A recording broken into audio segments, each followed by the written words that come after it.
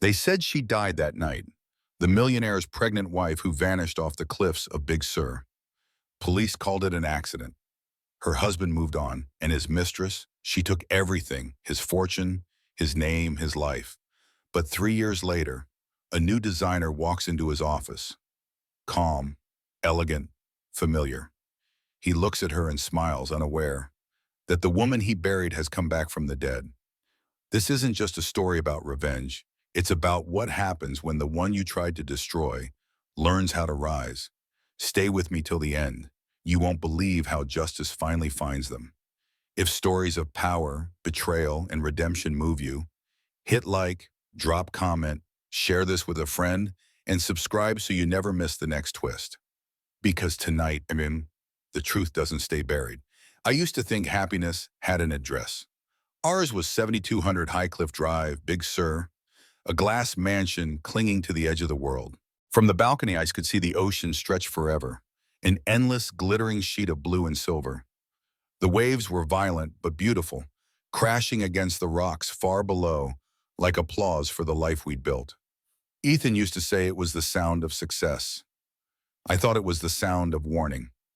That morning, sunlight spilled through the panoramic windows, painting gold across the marble floor.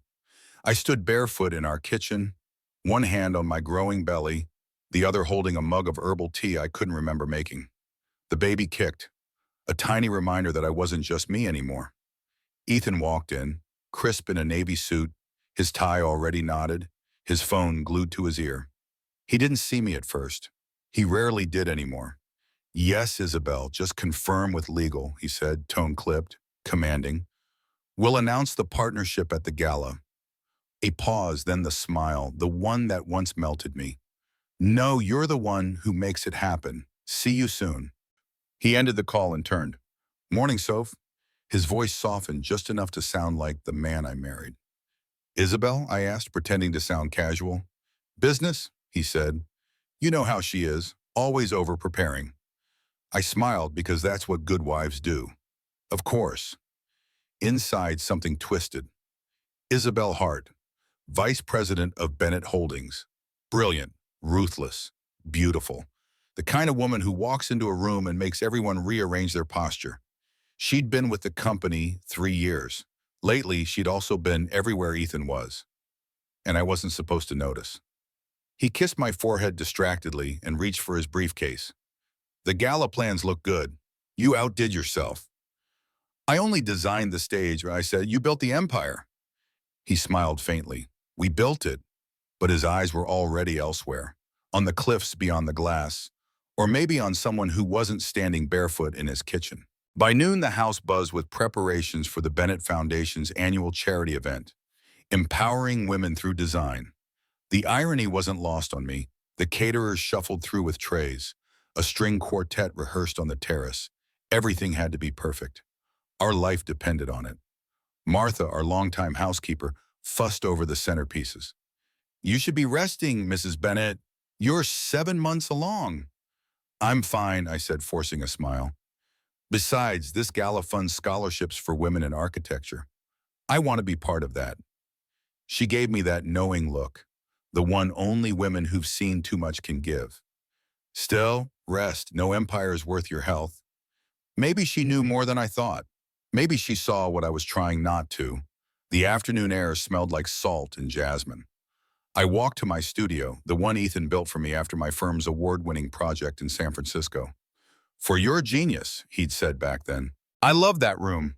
White walls, sketchboards, the scent of graphite and dreams. But lately, even it felt like a museum of someone else's life. I stared at the model of our next project, a sustainable coastal resort. My name was engraved on the mock-up, Sophia Bennett, lead architect. Except the press releases had started saying Bennett Holdings, designed by Isabel Hart. A clerical error, Ethan claimed. I called her once weeks ago just to clear the air. She'd laughed, a soft, venomous sound. "You were the right woman before the accident, Sophia.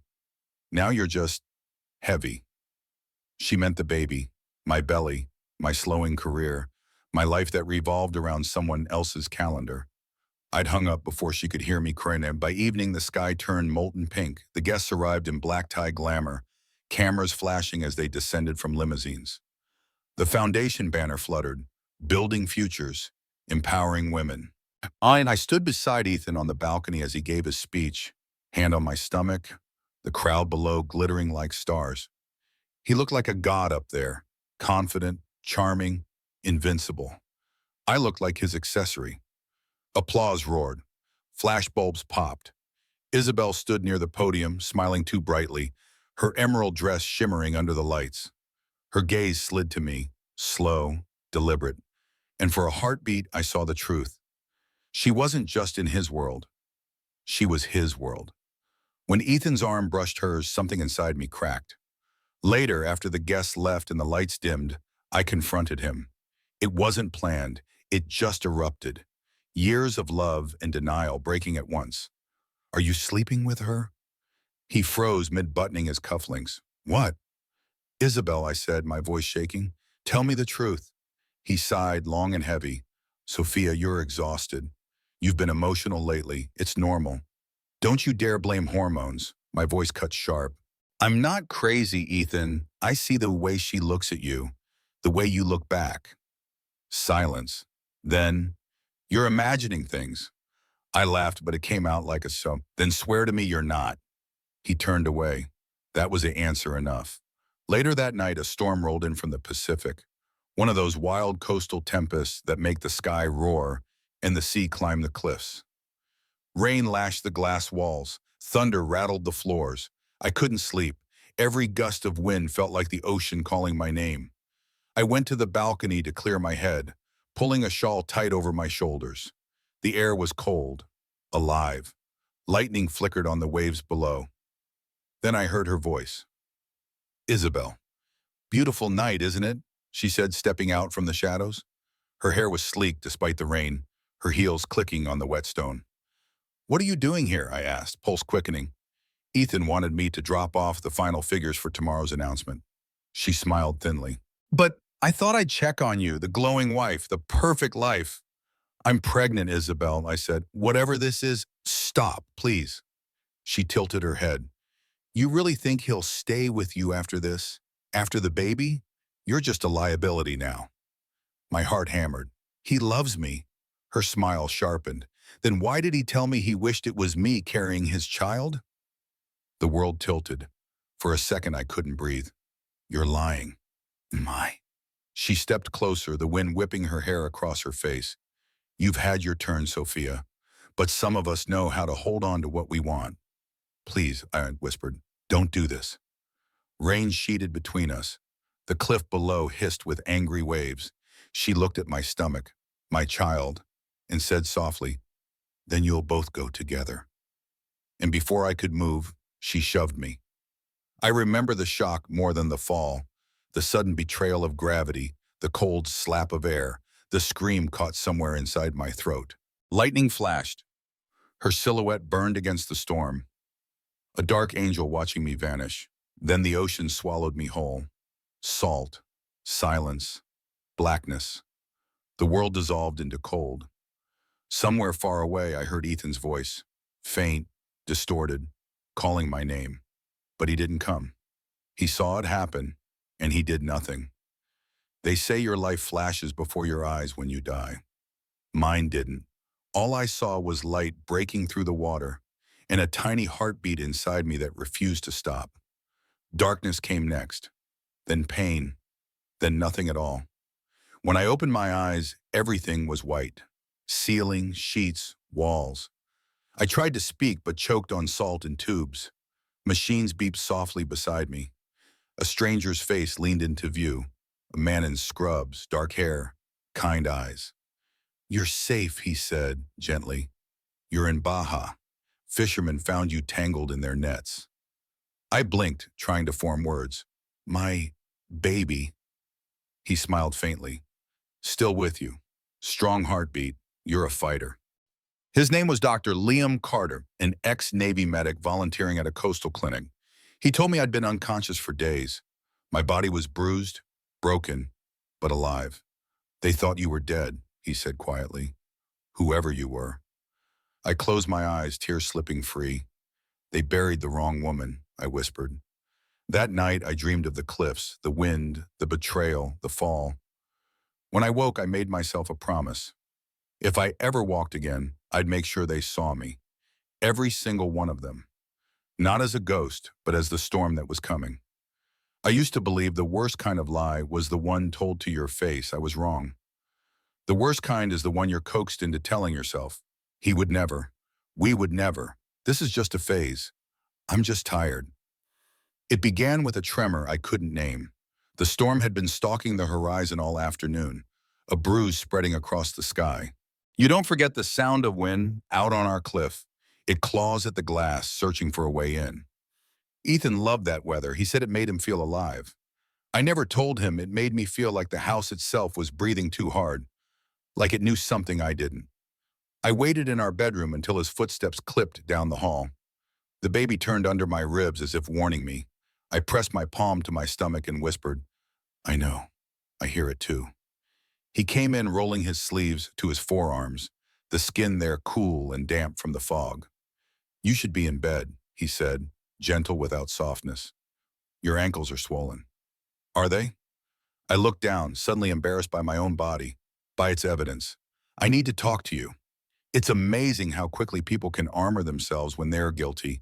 It isn't a flinch, it's a stillness. His face arranged itself into patience, the way you face a client who paid too much for the wrong thing. Okay, he said, hands sliding into his pockets. Talk. You and Isabel, I swallowed it. It's not just work. He smiled like a teacher circling an error. Sophia. I called her, I said faster now, afraid if I stopped, I'd never start again. She told me things.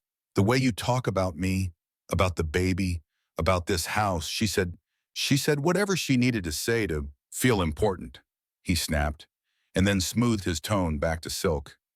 You know how she is. You're heightened lately. It's natural. The words scraped me raw. Heightened. Your hormones. Stop. It came out sharper than I meant, my voice cracking at the edge. I hated that it sounded like pleading. Just tell me the truth, Ethan.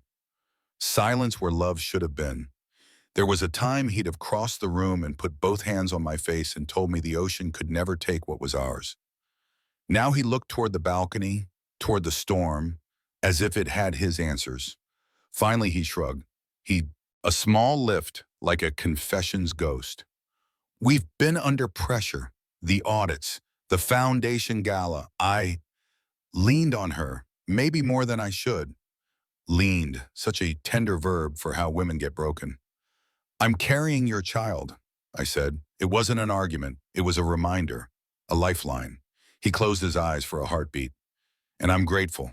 I am. But you've changed, Sophia. We've changed. It's complicated. There it was, the coward's lullaby. It's complicated. Do you love her? I asked. I wanted him to say no. I wanted him to fall apart and say he didn't know how it happened, and he was afraid, and please, we could fix this. I would have forgiven him. I realize now how dangerous forgiveness can be when given to the wrong hands. He didn't answer. The wind answered for him, slamming rain against the glass. Somewhere downstairs, a door opened.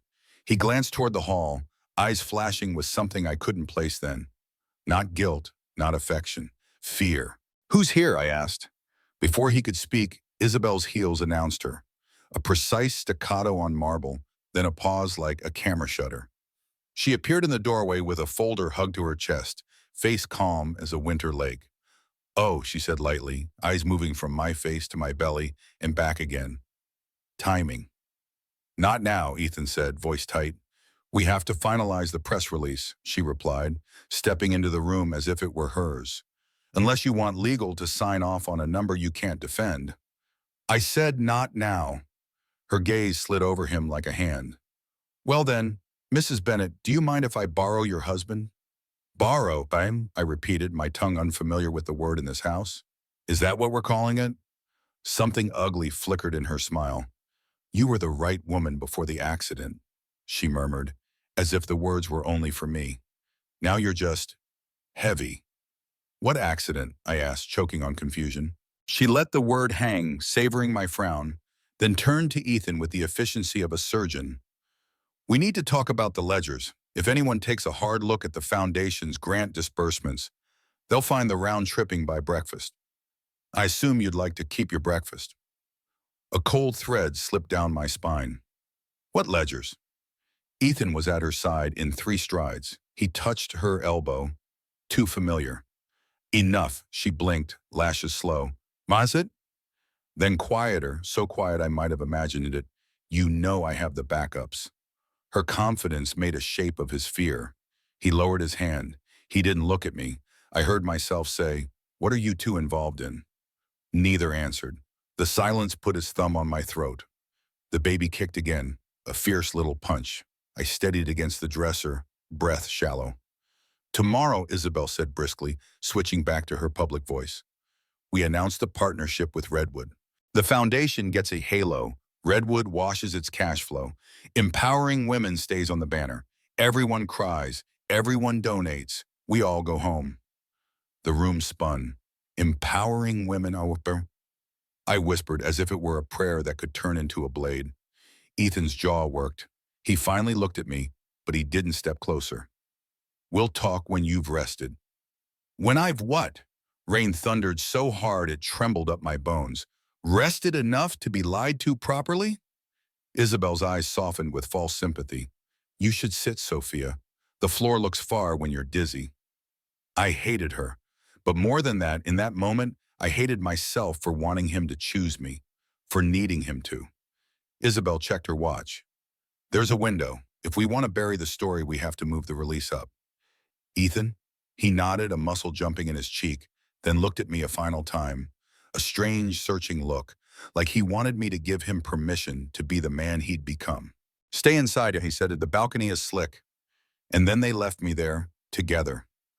I don't know what made me go out. Pride, maybe, or the ocean calling my name the way it does when you think you're still in charge of yourself. Standing on the balcony, the storm slapped my face with cold, wet hands. The scent was metal and salt, and the faint sweetness of the jasmine vines that clung stubbornly to the railings. The cliff dropped away in a dark throat. Isabel's voice came from behind, smooth as glass. Beautiful night, isn't it? I turned slowly. She ditched the folder. Her dress was the color of money. The wind made a showgirl of her hair. What do you want? I asked. Balance, she said, in numbers and life. I'm pregnant, I said, hating myself for expecting mercy from someone who had none. Whatever you think you have, you can keep it. I just want my family. Your family, she repeated, savoring the syllables. You think men choose families? Men choose momentum. She stepped closer, voice low enough that it felt like it came from inside my head. He wants what I want. He wants to keep what he built. You slow him down. Get out, I whispered. Lightning stitched the clouds open. For a heartbeat, the world was a bright, electric photograph. Beyond Isabel in the doorway, Ethan stood in that flash at a cutout silhouette, broad shoulders, stillness, the distance of a man who'd watched himself slip away and decided not to chase. Our eyes met across the rain. I opened my mouth to say his name. Isabel placed 2 fingers on my shawl. Then you'll both go together, she said so gently it could have been a lullaby. The shove was small. That's the truth people never tell you. It doesn't take force. It takes intention. My heels slid on the slick stone. My palms pinwheeled air. I felt the lip of the world pass under my arches, and then there was only sky. The shawl fluttered like something leaving. I didn't scream. I was too surprised. As I fell, I saw Ethan move. Not forward, not toward me, just away. He stepped back into the room, a ghost retreating from the photograph as it developed. Then the ocean rose to catch me like a lie. The impact tore the breath from my lungs with greedy hands. Cold detonated under my skin. The baby. I clutched my belly by instinct and was spun by a wave into a darkness that tasted like metal and grief. They say dying is peaceful. It is not. It is bargaining. It is the blood drum and the animal inside you choosing. I wanted air. I wanted time. I wanted to unhappen. The current shoved me against something rough, then yanked me free, but I kicked and my legs were not mine. A roar above, a roar below. Between them, a thin band of lighter black that might have been the surface or heaven or a trick. I broke through coughing salt and rain and tried to call for Ethan, even though he was no longer a person I should call for. Lightning licked the cliff. The house stared down like a glass god that had made up its mind. I went under again and again. The third time, a net found me, coarse rope scraping my arms, a knot trapping my wrist. I fought it, then surrendered to it. It meant a boat. It meant hands.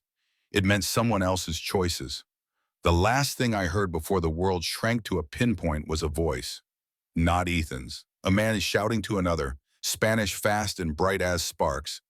Then a palm on my cheek, steady, saying in careful English, "Hold on, you hear me? Hold on." I did, because someone asked me to. I woke to a ceiling that wasn't mine and a beeping that kept time with the ache in my ribs. The air smelled like disinfectant and brine. I tried to sit up and the world punished me for it. Pain along my side where the waves had measured me against stone. A man's voice, "Easy." I blinked through brightness until he came into focus. Dark hair, tired eyes, a scar tucked at his temple like a secret. The kind of face that had spent more nights fixing damage than causing it. "Dr. Liam Carter," he said, as if he were used to introducing himself to shock. "You're at a clinic in Baja. Fisherman brought you in." "Baja," I repeated, the word a foreign coin on my tongue. "How long?" "3 days," he said. "You had water in your lungs, concussion, possible cracked rib, hypothermia, and you're expecting." My hand flew to my belly. Tears came with no ceremony, just a flood that hurt my head. "The baby?" "Strong, Tuan," he said, and his voice moved into that narrow place in me where truth lives. "Stubborn." He smiled slightly, like their mother. "I can't." I tried to sit again, panic clawing. "My husband." He put a hand on my shoulder, gentle and firm. "Don't move." "I fell," I said, hearing how small the sentence sounded beside what it tried to contain. Off the... He handed me a cup and I drank like it could rewind time. My hands shook so hard the water kissed my gown and made dark ovals that looked like new bruises. "We found you with a shawl tangled in the net," he said. "Lucky." "Lucky," I echoed, because sometimes the only way to survive a word is to say it back to the person who believes it. He hesitated. "Do you remember what happened?" I closed my eyes and the balcony reeled up. Rain, Isabel's perfume, the small push, the bigger decision. "I remember enough," I said. "Do you want me to call anyone?" he asked. "Yes," I said automatically, and then the yes collapsed under its own uselessness. Ethan would not answer for the woman he had let fall.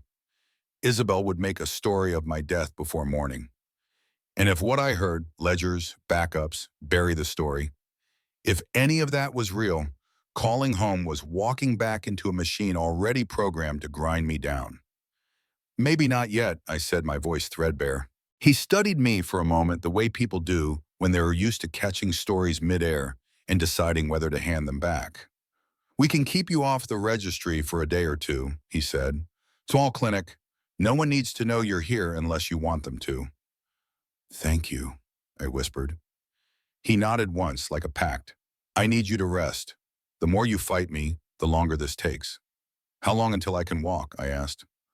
"Walk?" He gave a short laugh that wasn't unkind. "Let's start with sitting up without seeing stars." The tears came back, intruders who didn't knock. "They think I'm dead," I said, and tasted the shape of that sentence, how perfectly it fit the hollow I was becoming.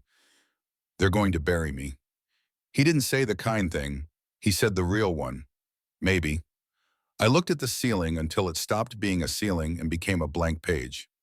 "Good," I said finally, voice dry. "Let them." His eyebrows lifted, the closest he came to surprise. "You have someone to protect?" I nodded, hand over my belly. "Two," I said. "My child, and the woman I used to be." He didn't pretend to understand. He just adjusted the drip and turned down the monitor until the beeping became a heartbeat I could live with. As he reached the door, he paused. "If there's anything you want me to tell anyone," he said, "I'll say it exactly the way you say it."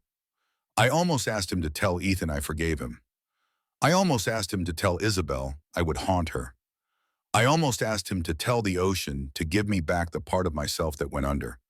Instead, I said, "Tell them nothing."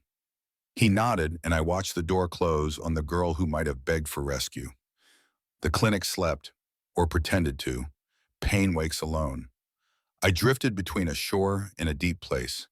In one dream, I stood on the balcony again, but the railing was warm under my hands, and the ocean spoke in a language I could almost translate. "You are not the first to fall," it said. "Gravity is not betrayal. Refusing to reach is." I woke to a faint sound beyond the thin wall.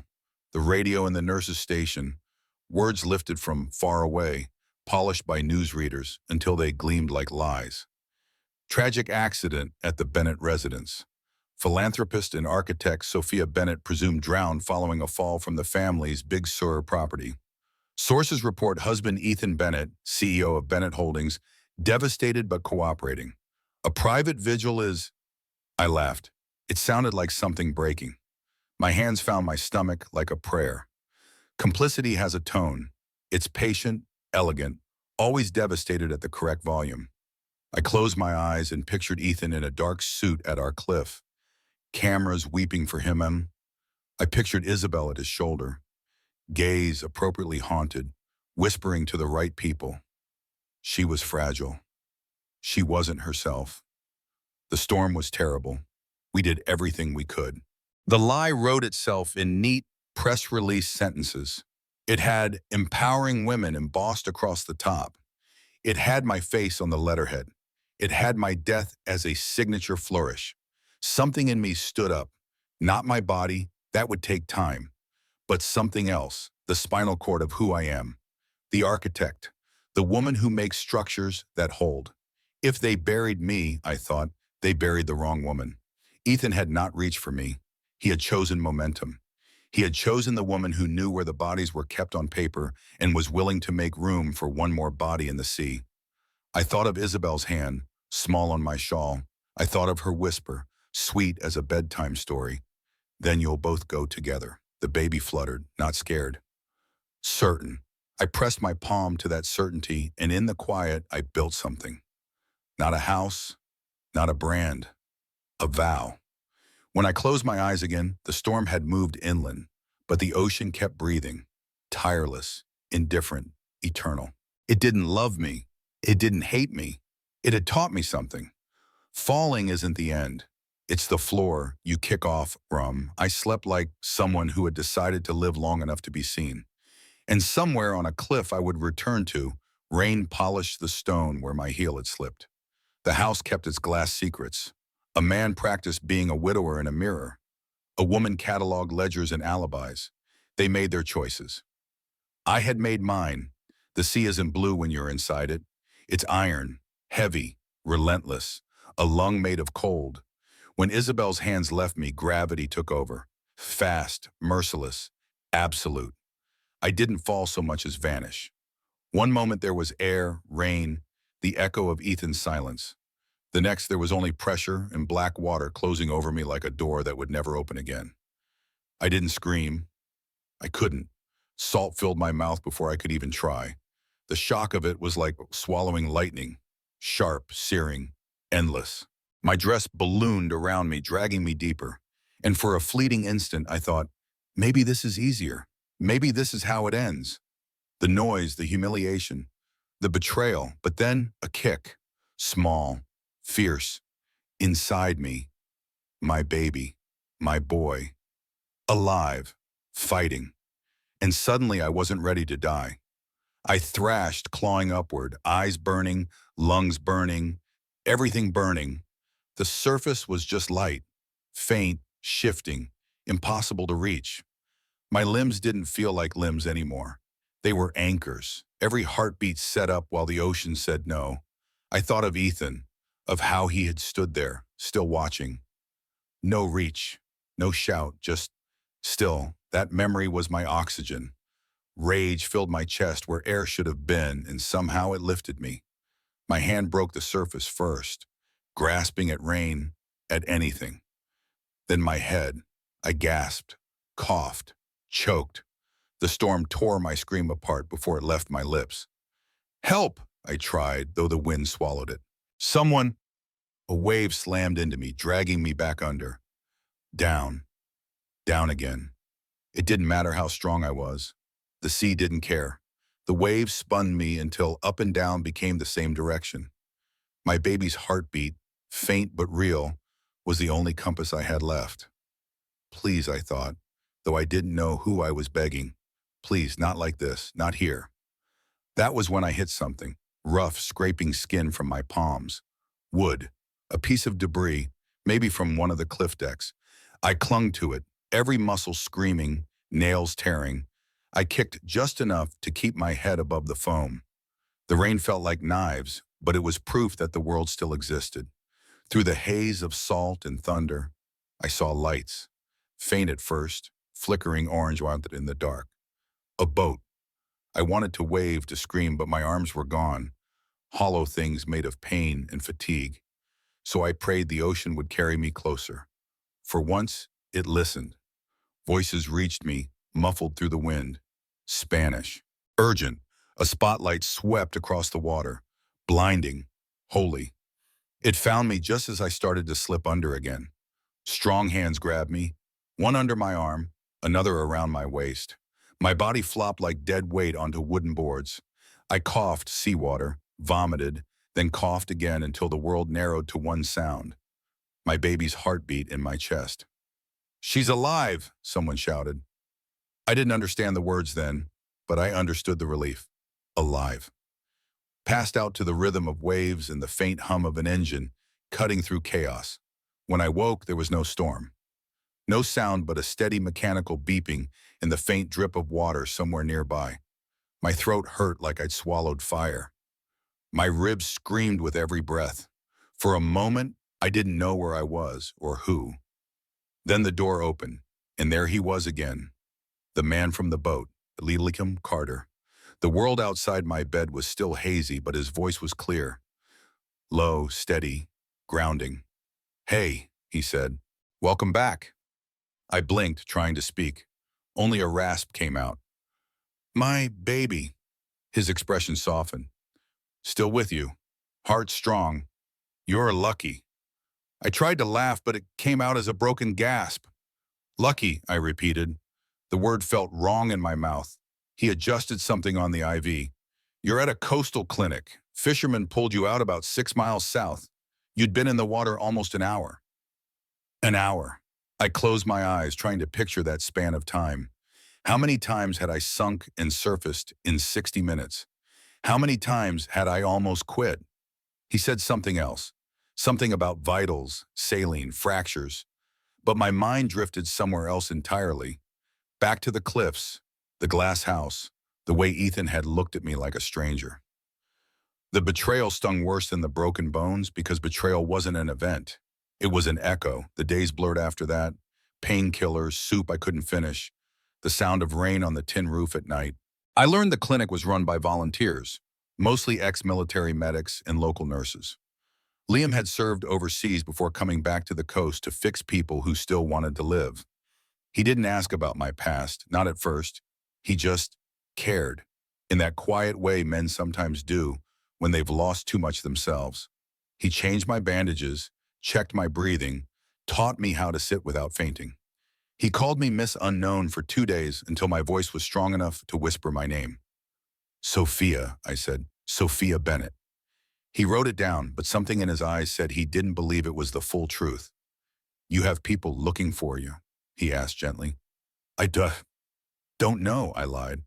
The truth was I knew exactly who was looking, and what they'd want found. Not me, not the truth, just closure. A body, a headline, tragic accident at the Bennett estate. Pregnant philanthropist lost at sea. They'd stage the funeral before the week was over. Isabel would stand beside Ethan, tears perfectly placed. The cameras would love her. And Ethan, he'd look shattered, convincing, the perfect widower. Maybe that was what he'd always wanted, to be the victim of his own story. A week later, I could stand, shaky, slow but upright. Liam smiled when he saw me try. "You're tougher than you look." "I'm not tough," I said, gripping the edge of the table for balance. I just don't have a choice. He didn't argue. You planning on going back? To what? The question slipped out before I could stop it. He didn't answer. He didn't need to. We both knew what waited for me back in California. A grave with my name on it and two monsters feeding off the sympathy. So instead, I said, I'm leaving. North, maybe. Somewhere quiet. Your husband isn't looking for me, Ekane. I cut in. If he were, you wouldn't have found me first. He watched me for a long time before nodding. Then you'll need a name that isn't yours. That night, I lay awake listening to the sea, calmer now, gentle, almost apologetic. My ribs still ached, but the pain had shape now, edges I could live inside. I thought about names. Everyone felt like a costume I wasn't ready to wear. Then sometime near dawn, I remembered a book I used to love in college, Wuthering Heights. Catherine had said, whatever our souls are made of, his and mine are the Soames. Mine and Ethan's weren't it. They never had been. So I whispered to the dark, Sarah Collins. Sarah for my mother, steady, kind, gone too soon. Collins for the maiden name she'd given up when she married my father. It felt like returning to something pure. When morning came, I told Liam. He smiled like he'd been expecting it. Sarah Collins, he said, offering his hand. Welcome back to the world. For the first time in weeks, I smiled back. He helped me disappear. No questions, no judgment, just quiet competence. He knew people. A retired border officer who lost certain paperwork. A friend in Oregon who rented cabins to travelers who didn't want to be found. The baby was due in 6 weeks. My body was healing, but my heart was still somewhere on that cliff.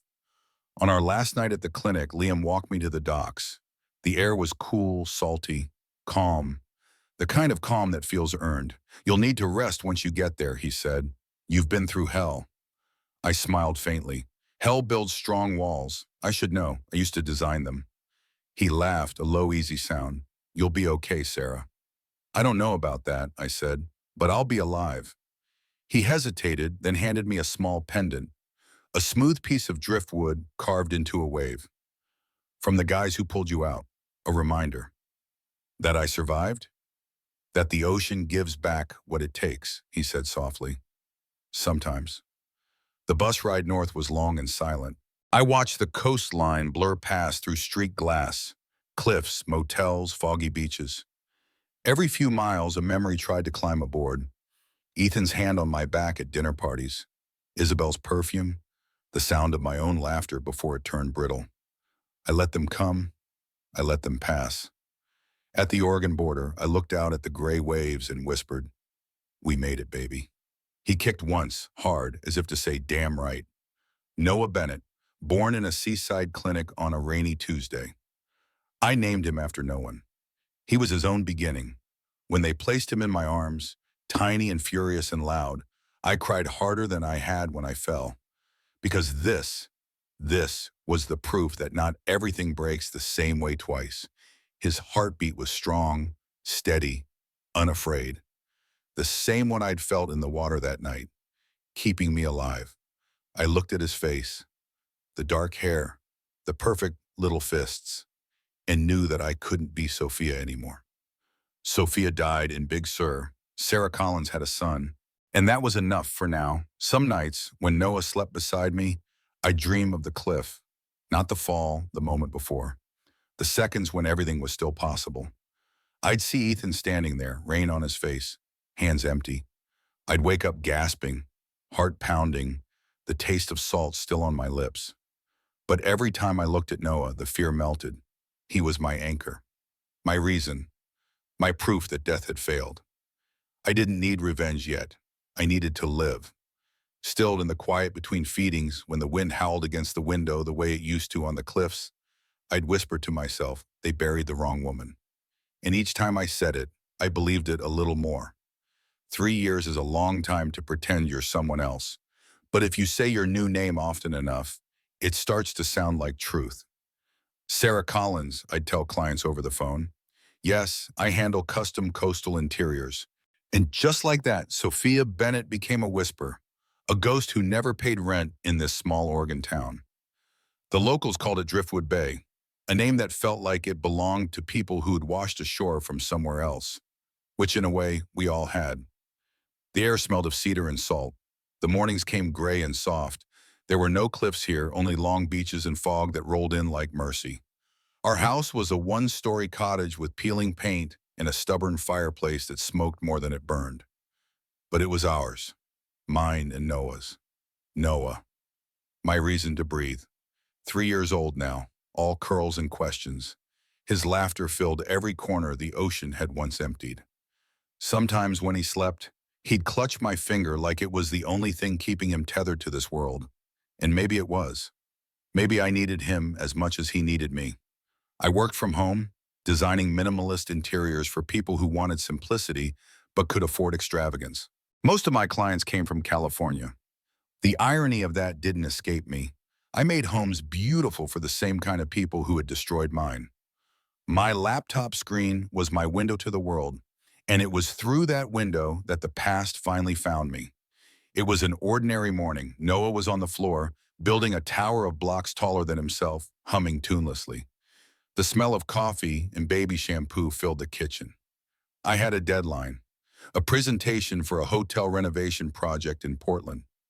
My phone buzzed, a notification.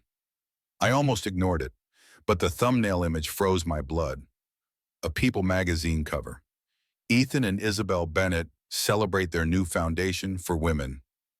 Their faces smiling, perfect, gilded, and behind them, my face, my photo, taken years ago, used as the foundation's new logo.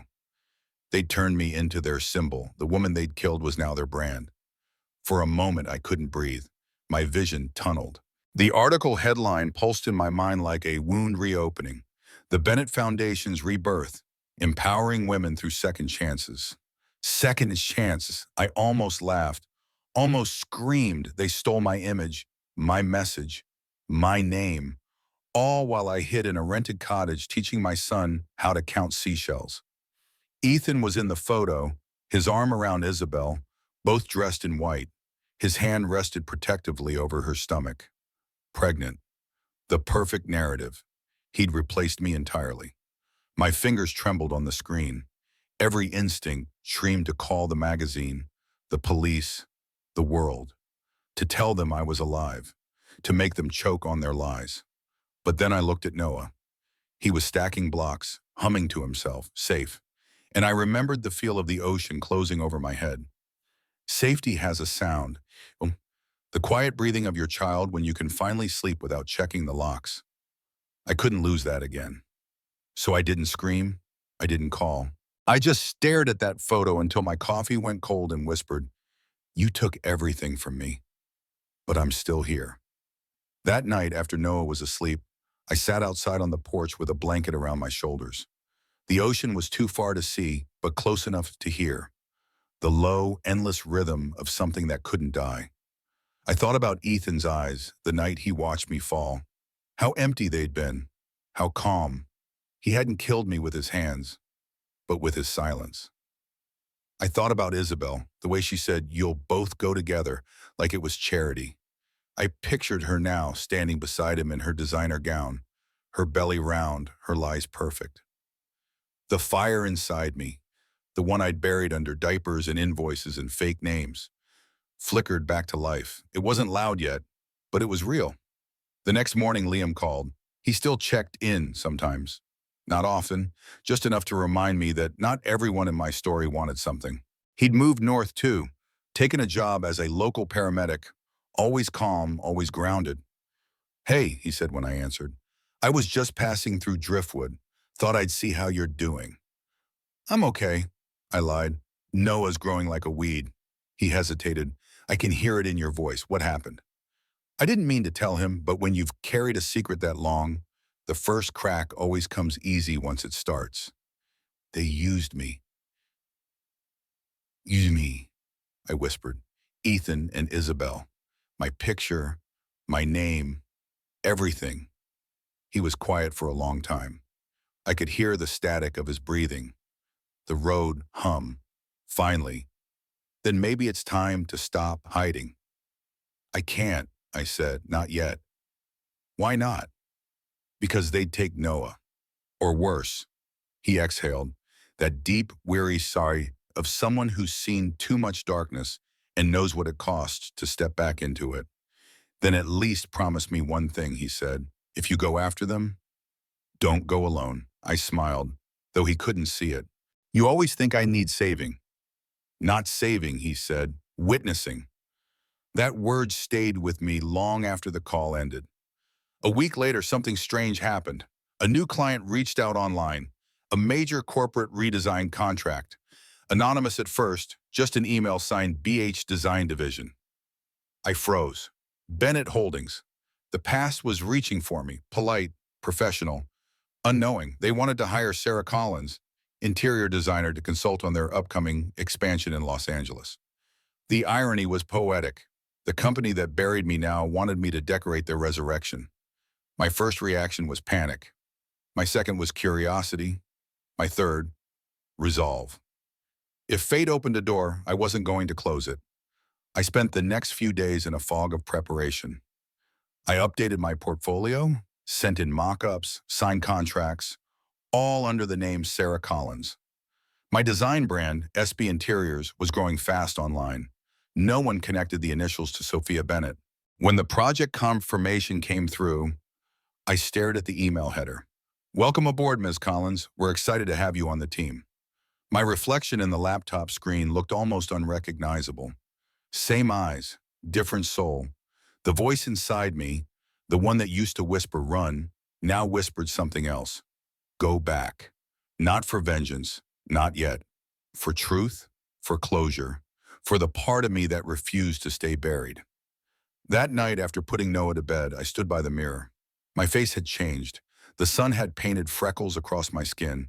My hair, once meticulously styled, fell in loose waves. There were faint lines near my eyes, from worry, from survival.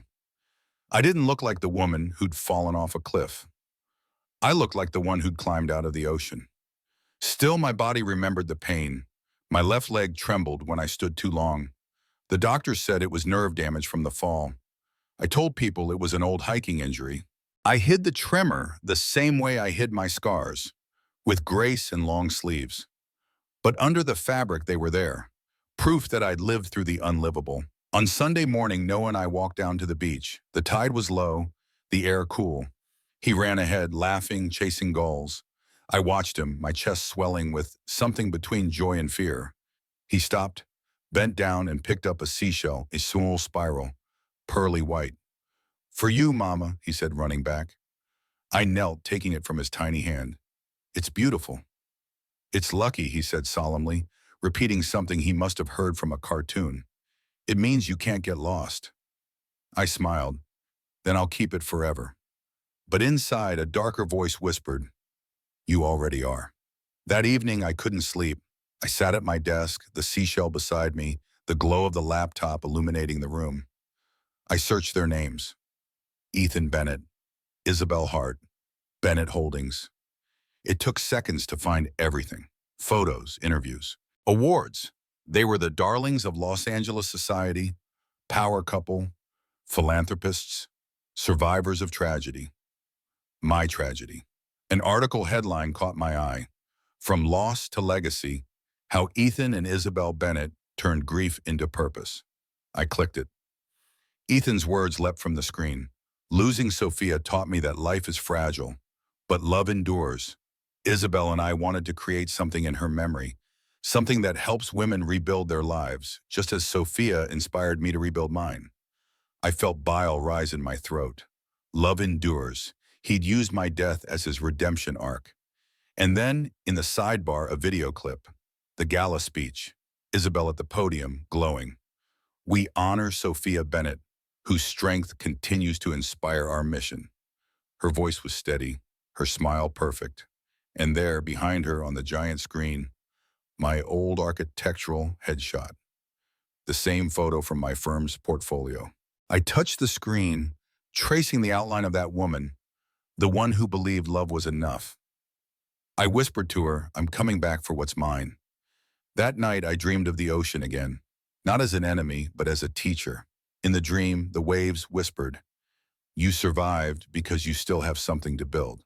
When I woke, the decision was already made. I would return to Los Angeles. Not as Sophia Bennett, the betrayed wife, but as Sarah Collins, the ghost they'd turned into a goddess. Because if they wanted to use my face to build their empire, I'd make sure the foundation cracked beneath them. There's a difference between being alive and coming back to life. I'd spent 3 years surviving. Now it was time to start breathing again. The morning I decided to return, the Oregon sky was its usual gray, soft, merciful, unjudging. I packed quietly while Noah played with his toy trucks on the carpet. He didn't understand, not really. To him, we were just going on an adventure. And maybe we were. I was going to the place where I died, but this time on my terms. Liam drove us to the station. He'd said nothing when I called him, just, I figured this day would come. We didn't talk much on the ride. The silence between us wasn't awkward. It was familiar. The kind of silence that only exists between two people who've already seen each other broken. When he finally spoke, it was soft. You know, once you go back, there's no pretending anymore. I stopped pretending a long time ago, I said. Now I'm just finishing the story. He nodded, eyes still on the road. You're shaking. I glanced down. My hands were steady, but my leg, the left one, tremored faintly. The old injury, the one I'd learned to hide. Nerves, I said, forcing a smile. Even ghosts get stage fright. He looked over, half amused, half worried. You could stay, you know. You and Noah. Driftwood Bay's not so bad. Driftwood isn't home, I said quietly. It was a place to remember who I was. Now I need to remind them. He didn't argue again. He knew it wouldn't matter. Before I got out, he reached into his jacket and handed me a small envelope. Inside was a photo, the one from the clinic, taken the day before Noah was born. I looked tired, bruised, but alive. Why this, I asked. So you don't forget what you've already survived, he said. You're not walking into their world as the woman who fell off that cliff. You're walking in as the one who climbed out. Los Angeles hadn't changed, but I had. The air still smelled like ambition and expensive perfume. The skyline still glowed like a promise that never kept itself. But now I saw the rot underneath the shine. Bennett Holdings' headquarters stood downtown, a glass monolith with gold lettering, polished to perfection. I'd once helped design one of their luxury developments. Now I was stepping inside as someone new. Sarah Collins, the receptionist said brightly as I checked in.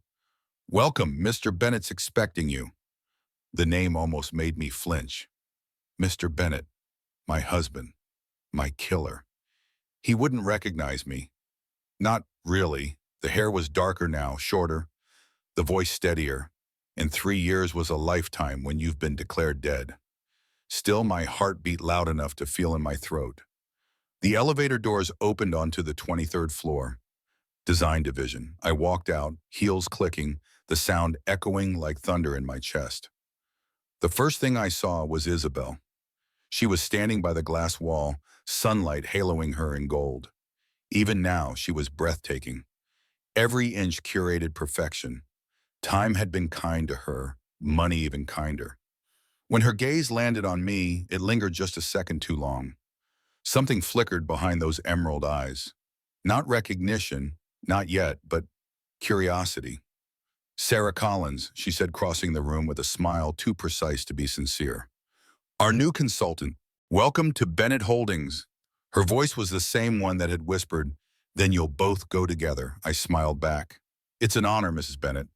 The words tasted like poison, but I smiled through it. The first few weeks were torture disguised as professionalism. Isabel ran the meetings, sharp and immaculate. Ethan was rarely in the room, but when he was, the air changed. Everyone felt it. He'd aged but gracefully, a touch of gray at the temples, a new stillness in his posture. He carried power like a tailored suit. When he smiled, it was the same smile that once made me believe the world was safe. And when he looked at me, really looked at me, there was a flicker of something uneasy in his eyes, like déjà vu he couldn't place. You remind me of someone, he said one afternoon during a project briefing. I forced a polite laugh. People tell me that a lot. He smiled faintly. A ghost, maybe. For a heartbeat, neither of us spoke. Then he cleared his throat, nodding toward my designs. Impressive work, Ms. Collins. You've captured something. Familiar, familiar. The word hung between us like static. At night, I'd return to the small apartment I'd rented near the coast. Noah stayed with a nanny I trusted, the daughter of one of Liam's friends. I told her I was working long hours in design. The truth was too dangerous to share. Sometimes I'd sit by the window after Noah slept, scrolling through old news articles. Ethan and Isabel were still adored by the media, their charity galas televised, their marriage hailed as a love reborn from tragedy. I was their tragedy. I'd become the myth that made their story beautiful. It made me sick, and it made me sharper. 2 months into the project, I got a call from Martha. Martha, my old housekeeper, the one who used to make me tea and tuck little lavender sachets into my drawers for peace. I hadn't heard her voice since before the fall. Mrs. She paused, catching herself. Ms. Collins. My heart stopped. Martha? I know it's you, she said quietly. I always knew you weren't gone. I couldn't speak. The sound of her voice cracked something inside me. How did you? I kept something, she said, from that night. The camera on the balcony. Ethan never found it. I hid the file. I couldn't give it to the police then. Isabel would have destroyed me. I gripped the phone so hard it hurt. You still have it? Yes, the footage. It's proof. Proof. The word was a live wire in my chest. I'll come to you, I said, tomorrow. She hesitated. Be careful, Sophia. They still watch me. I didn't sleep that night. The image of Isabel's face, the shove, the fall, replayed over and over. Tomorrow it would no longer just be memory. It would be evidence. By morning, I was already on the road to Santa Monica. The coastal highway curved along the water like a scar. I hadn't seen the ocean this close since the night it almost claimed me. My hands shook on the wheel, but I kept driving. Martha's cabin sat tucked in a grove of trees near the edge of town. Old, quiet, half forgotten. I parked outside and stepped out, the gravel crunching under my boots. The door opened before I could knock. Sophia, she whispered, tears already in her eyes. You're really here. I hugged her. It felt like hugging a piece of my old life I didn't know I'd missed so much. Inside, the air smelled like cinnamon and wood smoke. She led me to the kitchen table and pulled out a small flash drive from her apron pocket. It's all here, she said. The video, the timestamps, everything. I took it, my hands trembling. You saved me again. She smiled sadly. I just kept what they tried to bury. I left her cabin, and an hour later, the flash drive clutched like salvation. I called Liam from the road. I have it, I said. You have proof? Yes, Isabel pushed me. Ethan saw it. He exhaled, the sound caught between awe and dread. Then you need to be careful. They won't let that surface. I laughed, low and bitter. They already buried me once. What more can they do? But when I pulled into my driveway that night, the air felt wrong. Too still, too silent. I got Noah out of the car, carried him inside, locked the door. The house was dark, but everything was in its place, too perfect. Then, headlights flashed through the window. A black SUV slowed outside, then drove off. I told myself it was nothing, a coincidence. But the next morning, Martha was dead. They said it was an accident, a hit and run on the coastal road. Her cabin caught fire hours later, supposedly from a candle left burning. I knew better. They'd found out. I stood on the beach that night, the flash drive burned with her house. The wind whipped my hair across my face. I screamed into the sea, not words, just fury. Liam found me there. He didn't ask how I knew. He just wrapped his jacket around me and said, You can't fight them alone. I have to, I said through tears. They killed her. Again. You'll get yourself killed next. Maybe, I said, but this time they won't get to write the story.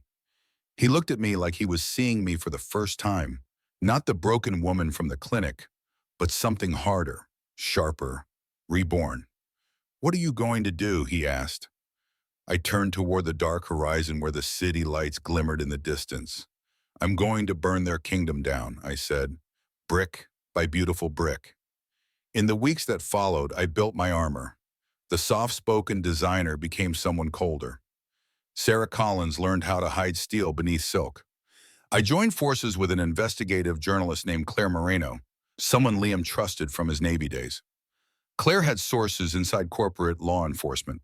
Together, we started digging into Bennett Holdings financials, offshore accounts, charitable foundations that were anything but charitable, money laundering dressed as philanthropy. Every piece we found made the picture clearer and uglier. Ethan wasn't just corrupt. He was desperate. Isabel had become his enforcer and his prison. The more I learned, the less afraid I became. Each night, I'd stand in front of the mirror, practicing the look I'd wear when I finally faced them again. Steady eyes, no tremor in my leg, no hint of the woman they buried. Liam called it obsession. I called it focus. One night, I tucked Noah into bed and whispered a promise. One day you'll know everything, but for now, just remember, your mom didn't stay down. He smiled sleepily. You're strong. I brushed his curls back. Not strong, just finished being scared. When he fell asleep, I stepped outside. The stars were faint, but the ocean glowed silver under the moonlight. I stood there, breathing in the salt, feeling the power that used to terrify me. I wasn't afraid anymore. They had thrown me off a cliff and built a kingdom on my grave, but I'd learned something they never had. Fire doesn't die in water, it just waits. Grief teaches you the shape of silence. After Martha died, the world went quiet in a way that wasn't peace. It was the kind of quiet people make when they're listening for footsteps outside the door.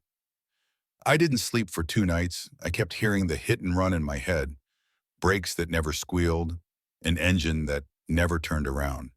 I kept seeing her cabin, the one that smelled like cinnamon and lavender, folding into itself under a curtain of flames. The flash drive was gone. The proof burned with it. That was the point. On the 3rd morning, my phone vibrated with a message from an unknown number. No name, just a single line. She backed up everything to me. L. I stared at the text until the letters rearranged themselves into a possibility. LL for Liam, but the number wasn't his. Then the second message, a link to an encrypted drive and an address in Koreatown, a coffee shop I didn't know. A third message arrived before I could decide to be suspicious. She trusted me after her husband died. She told me if anything happened to her, I should send this to you. She made me memorize your old work email. I guessed the rest. I called the number, voices in the background, clatter, a bus braking outside. Then a woman answered, wary. Who is this? Who's L? I asked. A beat of silence, then, Luce. Luce who? Martha's niece, she said, and the name landed in my chest like a bell. She didn't talk about family much because she thought she'd put danger on us. But she left me an envelope. It says Sophia. It had your headshot printed, the one they use for the foundation. My throat tightened. She was young, I could hear it, cared but hardening herself on purpose. A voice I recognized, the sound women make when they decide they're not prey. Where? I said. The address I sent. 20 minutes. I'll be there in 10. Koreatown at noon was all noise and compression, steam and chilly, and conversation layered so thick you could hide a war in it. I went in with my hair tucked under a cap and sunglasses low, a scarf I didn't need knotted up like a shield. The barista didn't look up when I ordered. Good. Luce found me first. She was smaller than I imagined, with a braid thick as a rope and a backpack slung across both shoulders in a way that said she'd learned not to lose things. She slid into the seat opposite, eyes carving me up and sorting what could be trusted. You look different, she said. Not like the picture. That was a lifetime ago, I said. I'm Sarah now. She nodded once, then pulled a plastic bag out of her backpack. Inside, a phone so old it belonged in a museum, a second SIM card, and a flat, unlabeled thumb drive wrapped in tinfoil. She said to wrap it. She saw it in a movie. Martha and her movies, I whispered, and my voice cracked on her name. She kept this for 3 years? She kept everything, Luce said. She said rich people count on you to think you're small. She said you weren't. I looked at the drive and felt the tide inside me rise. Proof again. I didn't let myself smile. Smiles make noise. How did she? She had a tiny camera and a planter, Luce said, matter of fact. She told me the night she put it there, she couldn't sleep because the wind wouldn't stop. She talked to the plant like it was a child. I think she knew something bad was coming and was trying to make a bargain with the world. Did she watch it? I asked, forcing myself to breathe slow. The video? She watched just enough to know what she had, Luce said. She got scared. She hid one copy with a friend at her church and another with me. The one at church, it's gone. Someone broke in last month. Nothing else taken. I only checked mine after Luce swallowed hard. I plugged it in last night. It's there. I slipped the drive into my pocket and the old phone into my bag. Thank you. Luce's gaze sharpened. They killed her. Yes, I said. The word was a blade. They did. She leaned forward. Make them pay. I will, I said, and meant it in a way that felt like oxygen. She reached across the table, squeezed my hand once, then left as if we were strangers. I waited a full 10 minutes before I got up, the way Liam taught me. Let anyone watching get bored. Outside, the sun bled hard-edged shadows onto the sidewalk. A blue motorcycle eased past the coffee shop window, too slow for traffic, helmet visor blacked out. It kept going. I told myself it was nothing and turned right toward the parking structure. By level 3, the air tasted like exhaust and hot concrete. My heels echoed. I hit the unlock button and the rental chirped. I had my hand on the door when something hissed inside my head. Not a sound exactly, an instinct. I lifted my eyes to the convex mirror on the pillar. The blue motorcycle had come in behind me. Its engine was off. The rider had dismounted and was walking. I didn't think. I moved. The car door slammed. The engine turned over. Reverse camera blinked awake like a miracle. The motorcycle rider broke into a run. I threw the car into drive and shot forward. Too fast, the tires skidding, my seatbelt slicing my collarbone. The rider's hand slapped metal where my window had been a second before. I didn't look back again until I hit daylight. At the exit, the ticket machine spit out my paper like a tongue. I looked in the rear view just once and saw the bike burst from the shadows. I drove like a woman who had learned what the edge of a cliff meant. By the time I crossed into the 10 freeway, my hands were shaking and I had a new fact in my pocket.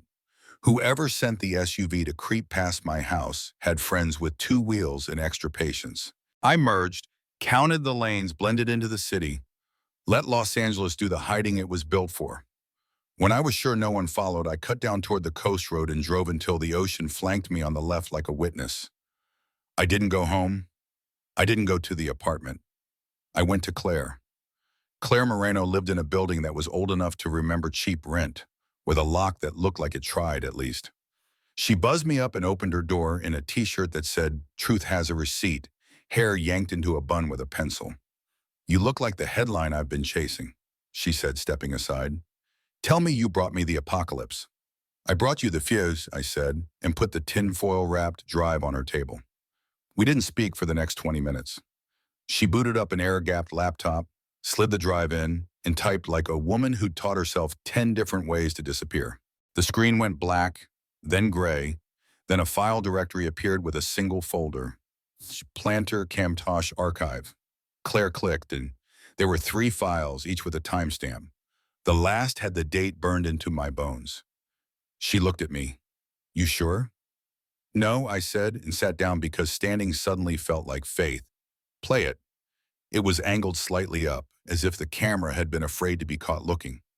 Rain slashed the picture into bright lines. A figure stepped into frame. Me, shawl tight, the swell of my child visible even in the distortion. A second figure emerged. Isabel, hair clean against the storm, mouth moving with the practiced softness of a liar. Then she stepped closer, fingers at my shoulder, and the world tilted. The push wasn't violent, not on screen. It was surgical, calculated. I saw my body pivot, my heels slide, my hands grasping air. Another figure in the doorway, overexposed by lightning.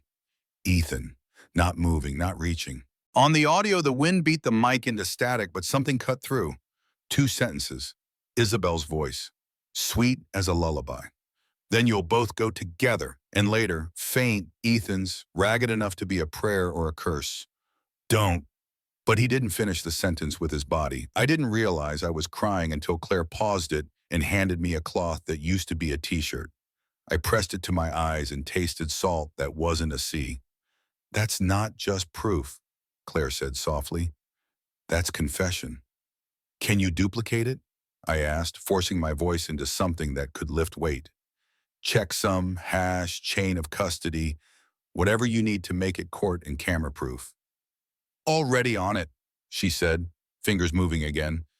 We'll make 4 air-gapped copies and 1 to a dead man's switch. If anything happens to you or me, it goes to 10 inboxes and 1 DA who owes me a favor and hates rich men. I almost laughed. You make it sound simple. It is, she said, until it's not. When the progress bar hit 100%, she leaned back. You're not going back to your place tonight. I have a son, I said. I pick him up at 6. Then you're not going back alone, she said, reaching for her keys.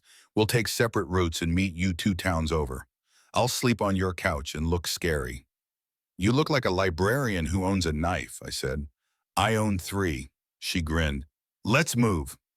The sun had begun to hemorrhage into orange by the time I turned onto our street. The ocean was a dark coin at the end of the road. The nanny waved from the porch and Noah barreled into me, all legs and joy. Mama, we made volcanoes. They exploded. Did they? I said, trying to keep the quake out of my voice. Show me later. We're having a sleepover. Yay, he clapped. He'd sleep anywhere so long as I was there. I paid the nanny, overpaid, told her to text me when she got home. She left with a look that wondered if I was running from something and decided to trust me anyway. Inside, I packed quickly, pajamas, toothbrushes, a handful of dinosaurs that had to come or we'd never hear the end of it. I tucked Claire's copy of The Drive into a book with a broken spine. My leg trembled as I crouched to zip the bag. I told it to behave. That was when I smelled it. The faintest thread of gasoline. Not in the kitchen, not from the garage. Close. Too close. My heart went cold. I lifted my head and the house rewrote itself in my mind. Windows latched, back door locked.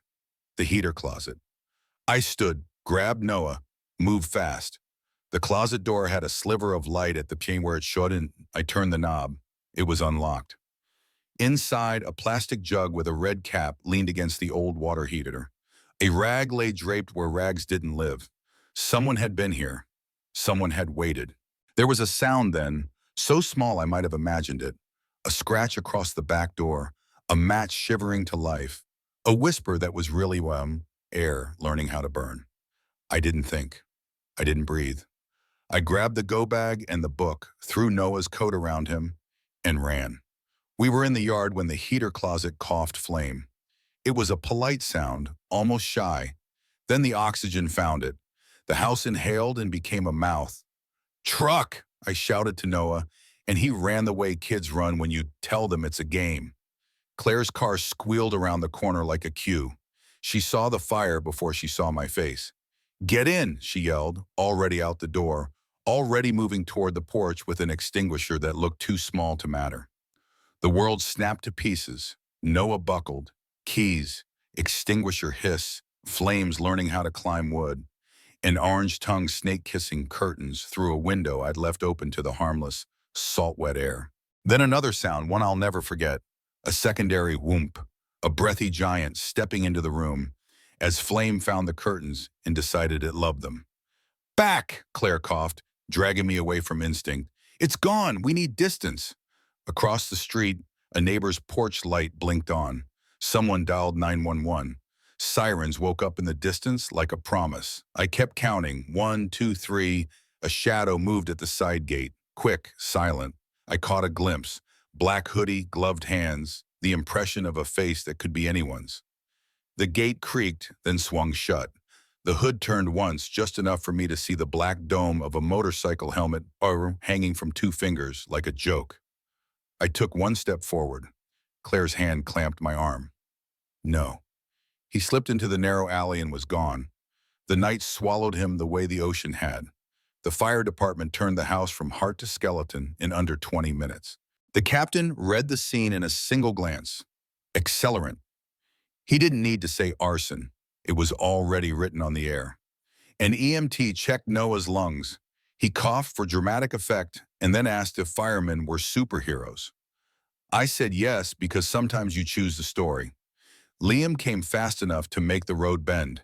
He leapt out of the ambulance before it stopped, eyes wild, hand finding my shoulder, my face, Noah's curls. "You're okay," he said, like saying it made it true. "We're okay," I said. "The house isn't." He looked at the scorched doorway, at the ladder against the window his crew had used to punch heat out of the roof. I watched him build the scene in his head the way I used to build houses.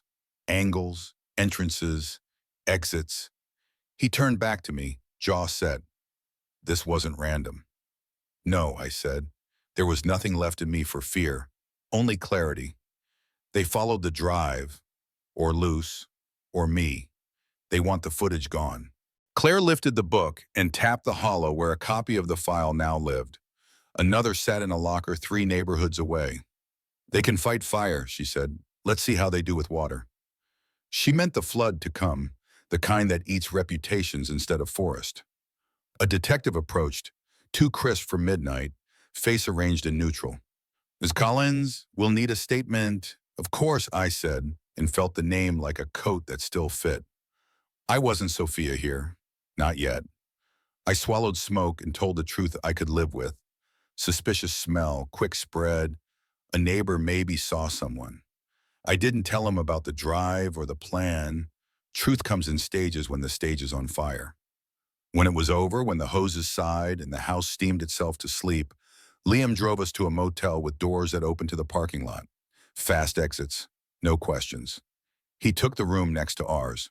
Claire took the chair by the window with a penknife open on her thigh and her laptop guts exposed like a patient. Noah fell asleep against me, heavy as trust. I lay awake listening to the old AC rattle and people laugh outside like the world wasn't falling. At 2 a.m., a motorbike purred down the road and then kept going. I didn't move. I had learned not to. Just before sleep took me, the fear came back, once like a tide. It lapped at my ribs and whispered the inventory of what I had left. A child, a man who would show up when the air was burning, a friend who turned evidence into architecture, and a file that could rip the mask off a god. I thought of Isabel's hand on my shawl, of Ethan's shape in the doorway, cut out of lightning, of Martha's voice on the phone the day before they erased her, of Luce's braid and eyes that had already decided. I pressed my mouth to Noah's hair and spoke to the dark so it would know my name. "You tried to kill me twice," I whispered. "Third time, I'll be ready." The motel AC shuddered inside. The ocean kept breathing beyond the freeway like it had all the time in the world. I closed my eyes and saw a stage, a screen, 1,000 faces, and the exact moment the world would watch a woman rise from the dead on camera. Not a ghost. A storm coming in on schedule. You can only run for so long before you turn around. Claire's investigation grew teeth.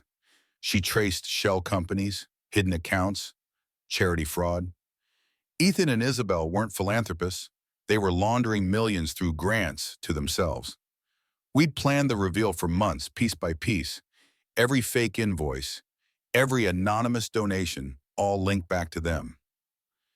The Bennett Foundation Gala was the perfect stage, broadcast live to millions, the same place they'd built their empire of lies. Liam hated it. "You're walking into a war zone," I smiled. "Then it's a good thing I'm done playing peace." The night before the gala, I practiced walking in heels again. My legs still trembled, but I learned to make it look like poise. The black gown I'd chosen shimmered like oil under light. Beautiful. Dangerous. Noah slept in the next room. I kissed his forehead. "When this is over, it's just us." Claire called past midnight. "The files are ready, the footage, the ledgers, all cued to play when you hit the trigger." "What happens after?" I asked. She paused. "After? The world finally believes you." I hung up, staring into the mirror. The woman looking back wasn't Sophia Bennett. She was every woman who'd been silenced and buried. Tomorrow the world would meet her. The Beverly Hills ballroom glittered like a dream. Cameras flashed, diamonds burned. Ethan and Isabel stood center stage, perfect as ever. "Sarah Collins," the coordinator said, smiling at me. "You're up next for the design presentation." Perfect. My ticket to the stage. As I stepped into the spotlight, my pulse slowed. The crowd blurred into shadows. Isabel's smile faltered. Ethan's glass slipped slightly in his hand. The screen behind them flickered. Once. Twice. Then, play. The footage roared to life. The balcony. The shove. My body falling into the sea. Gasps sliced the air. Isabel screamed, "Turn it off!" But it was too late. I stepped forward. "My name is Sophia Bennett," I said, voice steady. "And I never died." Cameras surged toward me. Isabel's face twisted. Fear, rage, guilt, all at once. She reached for Ethan's arm, then for something in her purse. A gun. She raised it, screaming, You ruined everything!" Police rushed in before she could pull the trigger. Reporters shouted. The world recorded it all. Ethan broke down, sobbing, "It was her. She made me." And just like that, the empire fell. The headlines came fast. Billionaire power couple exposed. Sophia Bennett alive. Every screen, every station. My face, my story, my survival. Isabel was charged with attempted murder and fraud. Ethan with conspiracy. Their assets frozen, their friends vanishing like shadows at dawn. When the noise faded, I sat alone in a hotel suite overlooking the city. I should have felt triumphant. Instead, I felt empty. Liam knocked once, then entered quietly. "It's over," he said. "Sit?" I asked. "They'll go to prison. The world will move on. And then what?" He looked at me, eyes gentle. "Then you live." I turned to the window. The city lights shimmered like broken glass. "Revenge doesn't feel like peace," I whispered. Liam crossed the room, placed his hand over mine. "Peace isn't something you find, Sophia. It's something you build." Outside, the sirens faded. Inside, I finally exhaled. Months passed. Isabel took her own life in prison, leaving behind a confession letter that ended Ethan's appeal. He was sentenced to 20 years. I sold everything tied to the Bennetts, properties, shares, the name itself, and built something new. The Phoenix Trust, for women rebuilding from ruin. It wasn't about revenge anymore. It was about resurrection. On the anniversary of the fall, I returned to Big Sur. The cliffs looked the same, wild, magnificent, eternal. Noah stood beside me, 5 years old now, holding my hand. Liam watched from a distance. I opened Isabel's confession letter, torn to ash, and let the wind take it over the edge. "You threw me off this cliff once," I whispered, "but I climbed back higher than you'll ever reach." Noah squeezed my hand. "Are we going home now, Mom?" I smiled. "Yes, baby, we already are." The ocean glowed gold beneath the setting sun. I turned, walking away from the edge, from the woman who fell, and into the storm I had become. I didn't just survive the fall, my voice whispered in the wind. I became it.